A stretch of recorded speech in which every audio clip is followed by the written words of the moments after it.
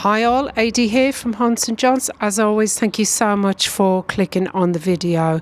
I'm in deepest, darkest Norfolk. I'm at a place called Oxborough and I'm at a church called St John the Evangelist. And this is very unique because half the church is a ruin, but half of it is still in use. And it's got some really historic terracotta tombs inside. Just over there, you can just see it over my shoulder there. So let's go and have an explore. What immediately stands out about this church is that it appears incomplete. The north aisle, where we're starting today, survives roofed and usable, but beside it is open ground where the nave once stood. Now this unusual layout is actually the result of a dramatic collapse in 1948, which permanently changed the building. Originally, St John's was one of the largest churches in this part of Norfolk. The medieval church consisted of a nave with north and south aisles and a chancel, and there was also the Bedingfield chapel and a massive west tower topped by a spire, and that was about 150 feet high. It was one of the tallest church spires in Norfolk. But on the 28th of April in 1948, the tower and the spire suddenly collapsed. The falling masonry destroyed most of the nave and much of the south aisle, but remarkably the chancel and the Bedingfield chapel survived largely intact. And the reason the church looks derelict today is because the destroyed western part of the building was never rebuilt. Instead, after the collapse, the surviving eastern end was sealed off by constructing a wall across the former chancel arch, and this created a smaller functioning church from what had originally been the only chancel area. The nave was left roofless and eventually grassed over, while the north aisle remained standing with its roof and floor intact. So what we see here now is partly an active parish church and a partly preserved ruin. The church was closely associated with the local Bedingfield family, and they were one of Norfolk's most important families. Their influence shaped much of the building we see today, especially the chantry chapel, which we will go and visit in a moment. And as we move into the chancel, this is effectively the heart of the surviving part of the church. The chancel escaped the collapse almost untouched.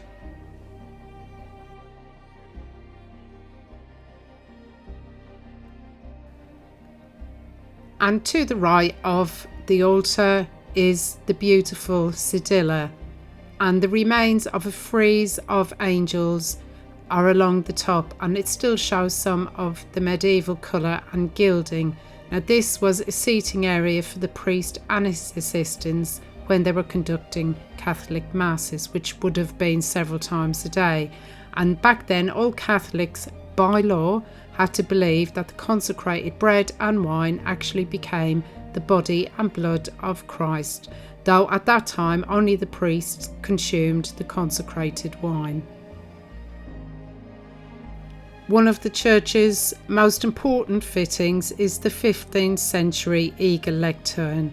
Now this eagle represents St John the Evangelist, whose symbol in Christian art is the eagle, and the lectern is also associated with the collection of Peter's pence before the Reformation. Now this was an annual tax paid to the papacy in Rome, and this connection is important because it places the small Norfolk church within the wider structure of the medieval Catholic Church before Henry VIII broke from Rome in the 1530s.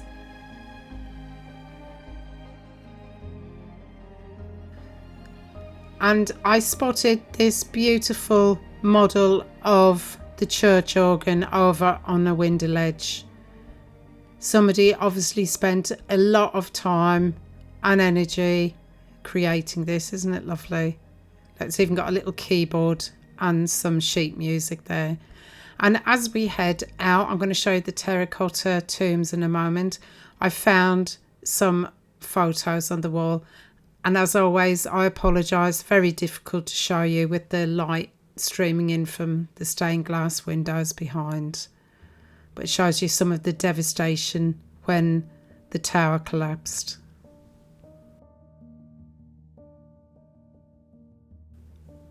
I'm now going to head back outside and next door, and this is where we'll enter the Bedingfield Chantry Chapel, founded in 1496. Now this chapel is historically important because it preserves a remarkable group of late medieval and post-medieval monuments which survived both the Reformation and the Puritan destruction of the Commonwealth period. And the first monument that we see here is the terracotta tomb of Lady Margaret Bedingfeld. Terracotta tombs of this quality are extremely rare in England. The warm reddish colour immediately sets it apart from the surrounding stone monuments. The craftsmanship reflects Renaissance influence, which was beginning to appear in England during the late 15th and early 16th centuries.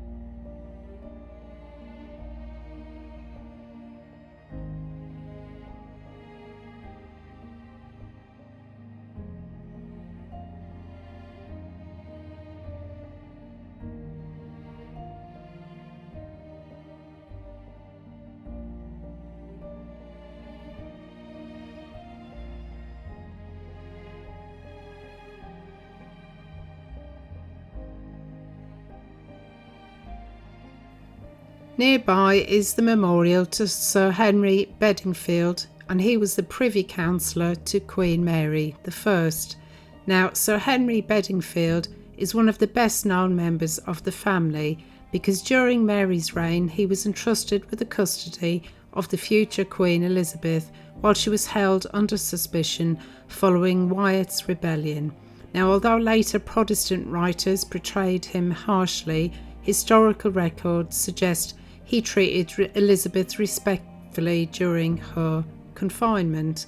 And the Bedingfield family remained Catholic after the English Reformation, which made them very unusual amongst the Norfolk gentry.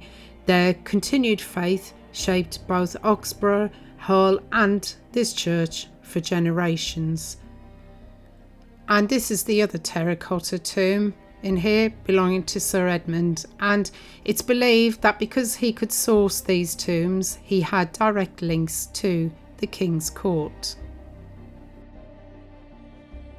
We then come to another memorial, which is one of my favourites that I've ever seen. Now this is for Henry Bedingfield, who died in 1704 together with his wives, and the monument here dominates the east end of the chapel, and it actually partially obscures the east window behind it.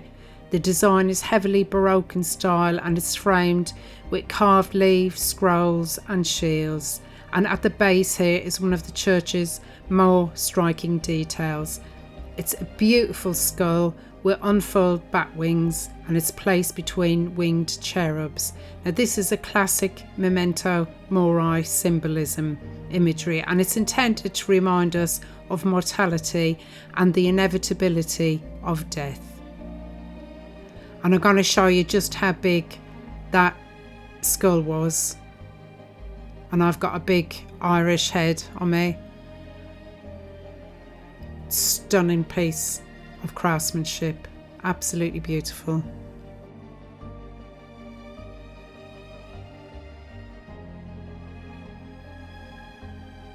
In a nearby cabinet there were some relics from the original church. Great to see that they're being kept.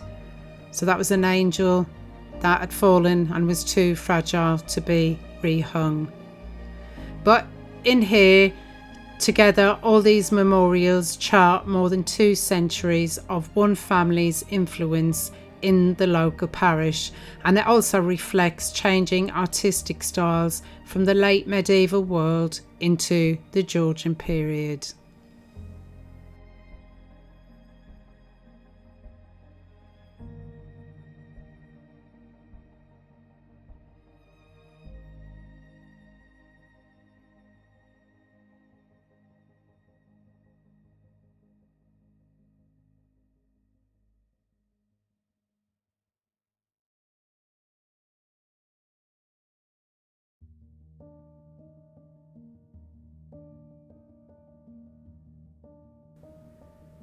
From here, I'm going to step back outside into the churchyard, and this is where the scale of the loss becomes clear.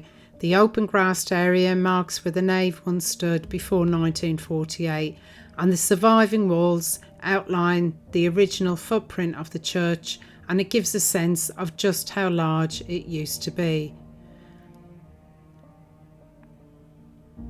There's some lovely graves dotted around. No doubt there's a huge amount of Bedingfields buried outside here as well. But as always, it's incredibly difficult to read the headstones.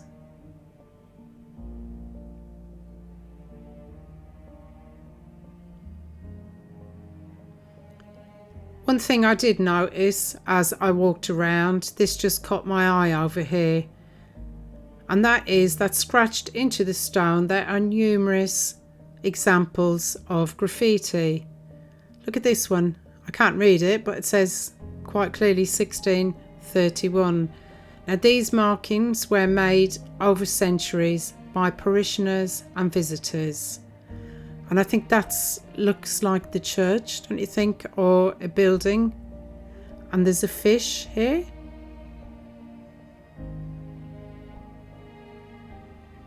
Somebody spent a lot of time doing that, didn't they?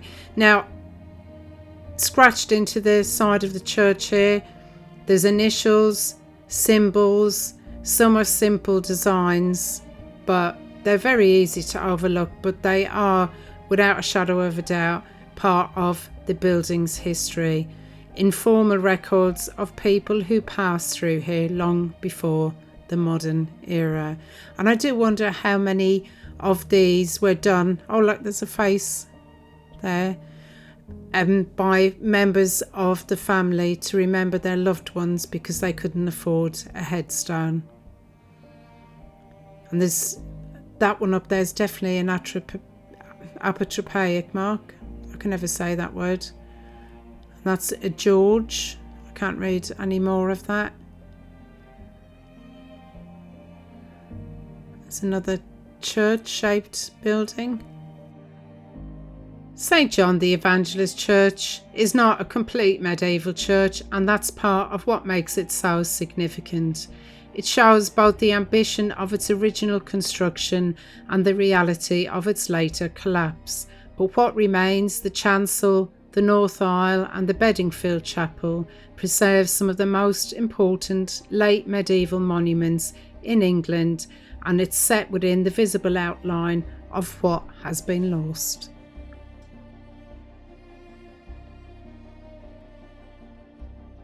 I'm going to wrap the video up here. I do hope you enjoyed it, and if you did, if you could please hit the like, subscribe and the hype button down below. It doesn't cost you a penny, but it really helps the channel out. But if you would like to support the channel a little bit more, you can hit the super thanks button down below or use the buy me a coffee link, and that really helps support me because I always make a donation to these beautiful buildings, and it also helps me travel a little bit further afield so I can bring you more amazing churches like this. Anyway, thanks again for watching, and I shall see you for the next one. Bye for now.